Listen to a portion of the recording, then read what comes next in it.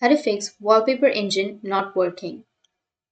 So if you want to fix the Wallpaper Engine not working on your Steam, then what you need to do is you just need to simply go with your games, and you can go with your games library. Now here you will have your Wallpaper Engine, right? So in your Wallpaper Engine, if it is not working, then you just need to simply select the game, which is Wallpaper Engine. In my case, I don't have that Wallpaper Engine, but you can simply select the Wallpaper Engine if you have, and right click on it and then go with Properties under your Wallpaper Engine. Now once you go with Properties, under your General section, make sure that you've enabled the Steam overlay while in games.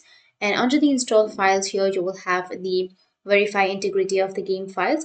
Just click on it and it will verify the integrity of the game files, and it detects any corrupted files, and it's going to reinstall the files as necessary. The next thing I recommend you to do is open up any sort of antivirus or the Windows security option, depending on the antivirus that you have installed on your computer. It might be blocking the Wallpaper Engine executable file. I don't have any antivirus installed, I only use Windows Defender.